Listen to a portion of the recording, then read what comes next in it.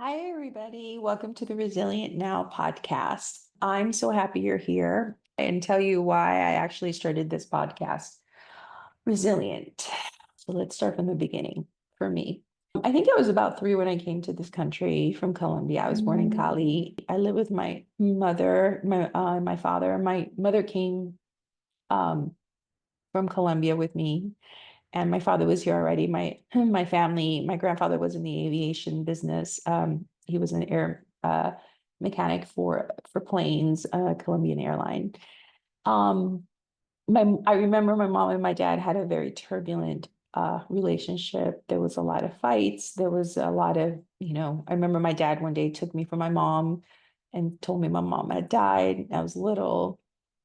And I believed him, and he put me with somebody to live with, and it was terrible. And and then we kind of they my parents would make up and break up. And I remember sitting in a judge's knee once asking my father asking for the judge to let my father leave jail because I guess my father hit my mother. I never saw him hit her. I did see like blood and stuff, but I never saw him. I think he hit her once with a belt and she was bleeding. I remember that. And I remember staying with my grandparents, and I had like five aunts and about three uncles. And I love it there. It was, they gave me a lot of attention. My parents didn't because they didn't have the capacity to do that. Eventually my mother left my father, but before that happened, my brother was born and conceived, and we kind of run away from my father and ran away from the family. And my mother got us an apartment, and then she left us. So when I mean left us is like she provided for food. So I come home from school and there was food sometimes. We'd eat it pretty fast because we're little kids. I think I was about eight or something. It would be like little rats and we eat all the food. And my brother was 6 years younger than me. And we had a bus driver who would take us to school, take him to like, preschool, and then take me to elementary school. So it happened for many years. And I didn't really see my mom. She came a couple times a year, maybe. On my birthdays, she would drop off a cake while I was in school sometimes. And it was a coconut cake. So I'll never forget that. I still like coconut cake. Um, and then, like I said, this happened for many years. I think I was about 14 or so when there was a knock on the door, and it was a social worker with a police officer. And we had moved a couple times, and my mama had moved us. And there's a lot more to the story, but I'm just trying to keep this brief. And we were taken away from my mom. My mom didn't even find out about it for like 2 weeks, uh, because she didn't really know. Like she used to call me on the phone, and my mom was very violent. I remember when my mom would see us, she made us like walk to the store to pick us up because she always was, planning things that like she didn't want people to associate, that she's not in the house or whatever. She always said she had two jobs. And she was actually living with a man. She was in love with somebody, and she was living with him. And there was one time where we actually lived with him too, but that was very short. And when I got older and I actually reconciled with my mother, I said to her, "Why did you do that?" She goes, "Oh, well, girls should never live with her father, somebody who's not her father." Anyway, it was interesting. But so they took me away from my mom. We went to live with some family on my father's side, and my brother got adopted. He did amazing, great parents. I went to live with an aunt who tried her best, but it was really hard to deal with me. I was a teenager, and it just didn't work out for a lot of reasons. And so I couldn't live with any family members. The only aunts I really liked a lot were, single, and at those times you couldn't take kids like that.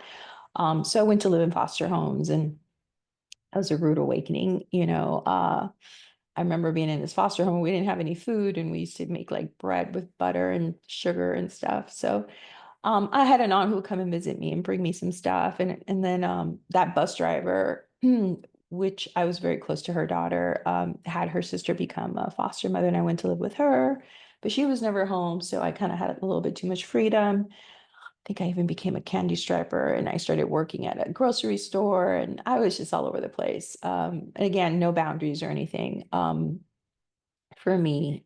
So that was very confusing. And then I went to live with the bus driver and her kids, and that didn't last either because I just really didn't know how to act. I was like literally a little animal. didn't know how to behave, didn't know how to relate to people or talk to people. And the bus driver really loved me. She was like the second mother I never had. I remember when we were in the bus, she used to say, Lily, comb your hair. She called me Lily. My family calls me Lily. And she'd tell my brother to behave, because he gave me a really hard time.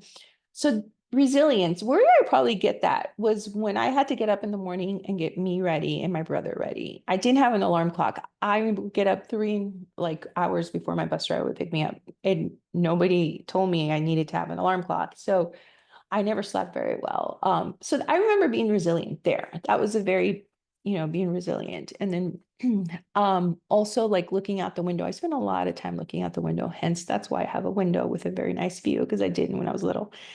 Um, I remember looking out the window and I was like, I just want to be like the kids who are playing. I can see, like, I want to go out there and I want to play with, too, but I couldn't. I wasn't allowed to be outside, probably for good reasons. I had a lot of really weird episodes with, that happened that I won't get into right now, but with, men specifically, that weren't great for me. But somehow I always got through things. And I would go take you back to the foster home. So then I was taken to a different foster home because it didn't work out with my bus driver. And eventually I just wound up in a foster home that was for little kids, but they took me in and I just, I got my, I finished high school and I moved to California. I saved up to move to California. My brother's family, his parents, would save my money for me. I'd give them my money and they open up an account. And then I just moved to California with my favorite aunt, who was like, to me, was like God. She was amazing. And she was an amazing person, but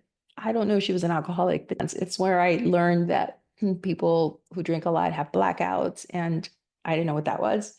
But that happened living with her. And it was a really hard relationship because she was my aunt, but also she wanted to go like out with me and all that stuff. So it was a really weird time. And I had to be strong. And I was going to college. I had, my social worker from Florida sent me up so I could go to college. And I started college in San Diego. That's where my aunt lived. And then I just knew it wasn't working out with her. And I went and I rented a room for somebody. And then I just drove to LA one day and I went to UCLA to housing and I like, you wound up, doing a sublet for the summer. And I just moved to there. And then I just lived in Westwood. I didn't go to UCLA. I didn't finish college.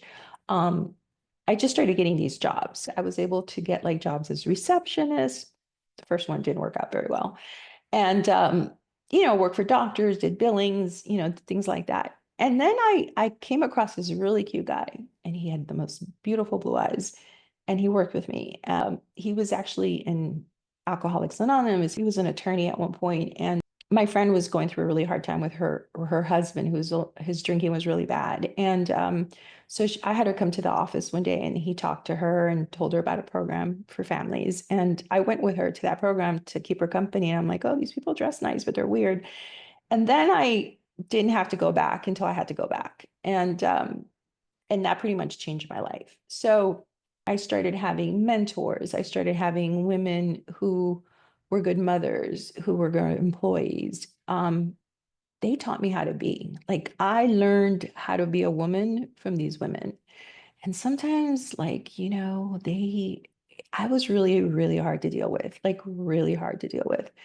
But the resiliency, I knew that I had to survive. Like I needed to survive. I always had that instinct of being a survivor. And so I went to school and then I started getting jobs, like jobs that I remember I said, I even want to be a pilot or work on Wall Street or do whatever. I had these ideas. I actually wanted to be an actress for a long time and I did do some of that, but it was a really bad environment at the time and I didn't have any support. And today I'm really grateful I wasn't an actress because I think I would have gotten lost in that. But my life became amazing. Like I got these tools for living and through a lot of resiliency and a lot of good examples, that cycle got broken. That bad tree that I came from grew a new tree. And I work really hard every single day to water that tree, to give it, sunlight, put it, um, give it whatever it needs. And then because I've gotten so much out of so many people who have helped me and speakers. And, I've listened to so many interviews about women, strong women. And, to me, even a bad example is a good example. I'm like, I've gotten so much. And, I've had people tell me, you shouldn't have the life you have now based on where you came from. You shouldn't have that. But I do. And it would be such a waste if it was just about, if I didn't give back, if I didn't, put something out there for people that when they're going through things, they can listen to somebody and connect to somebody who has, that has gone through what they're going through at that moment and get through the other side of it. So that is my story. This is why I think I qualify to put the Resilient Now website to get these, speakers, to have a tool for people who are going through stuff. I wish, because they didn't even barely had the internet when I was in my 20s, and we didn't have that. But there's so many, the internet can be a bad thing, but it could be a great thing. It could help people. And so I'm hoping this is just like a resource where people can come and say, oh, wow, this person, like, went through this. Oh, wow, let me listen to this story. And if you have to listen to it 20 times, you can. It's free, it's no cost. So that's why it's here. I will be sharing. I live in Miami now. Miami is where it all went down for me. This is where, I was in foster homes. I was left by my mom, by my dad, the relatives I had, didn't have anything to offer me. This is where it all went down. And I always swore I'd never live here and I never come back. So I moved here from LA probably 2.5 years ago to a job that's a great job. I work for a great team, great company. Um, I'm very lucky and I worked really hard to get to where I've gotten, with a lot of resiliency. My son, I got married, I got divorced, but it was done with dignity. My ex-husband is a wonderful person and he remarried. She's wonderful too. And we just grew apart. The marriage, we just grew apart. I'll probably have a talk about divorce. It was really hard. It was my idea, but it was I cried almost every night, like that first year when I was divorced. It was not easy. Even if you're the one who decides that that's the best thing, it's still hard. It was hard, but I got through it. And I knew that I needed to, be strong because I had a little boy. My son was about 4. And, I had to work, and I had to be an example for him. And sometimes I wasn't the best mom, but, I had mentors and they would tell me, just because your son is acting like he's 12 or he's 10, he gets to be 10 and 12, but you don't, and so I had a lot of support in that area, but I also had to do it by myself, so you go and you hear people, and you get their experience, their strength and their hope. But for me, I would connect with God, of course, because that gave me a lot of strength. But you have to be resilient. You have to get up and do the next indicated thing. And for me, one of the most important things is that I can't live in the past. That's an old chapter, and I'm not there anymore. And I don't blame my parents. I don't blame anybody. I had to go through what I had to go through, so I can be the woman I am today. And it's far from perfect, so far from perfect. That's okay. I'm just getting through it one day at a time. And, one of the things that helps me the most to be resilient is gratitude. If you're in gratitude, you can't really be sad or you really can't be mad. So what I do in the morning, I try to remember before I grab my phone, because I was going to grab my phone, is to say 5 things I'm grateful for to God. And, that sets my day pretty good. I usually listen to meditation of some sort, or, whatever it takes, whatever it takes. I'm very big into like exercise. Like I like walking a lot. I like going to the gym because it helps my head. It helps my emotions. It calms me. Not living in the future, not living in the past, not having resentments. One of my mentors, which I love, she talks about that. She's like, the moment you're resenting somebody, you're mad at somebody, or you're trying to control somebody, you've left yourself. You're not there anymore. For me, I've left the presence of God, or my higher power. And I'm not like opening up my bills. I'm not like working out. I'm not eating well because I'm so in the future or in somebody else's business. And I have enough with my stuff. My son is doing great. Life is really good. It's really good, but it's important to give back. So that's what I want to do because, helping you actually does help me. So thank you for listening. Be Resilient Now will hopefully help you or help somebody And I'm just so happy to be here and be to share my experience, strength, and hope, my resiliency of my life with everybody. Make it a great day, and I'll see you soon.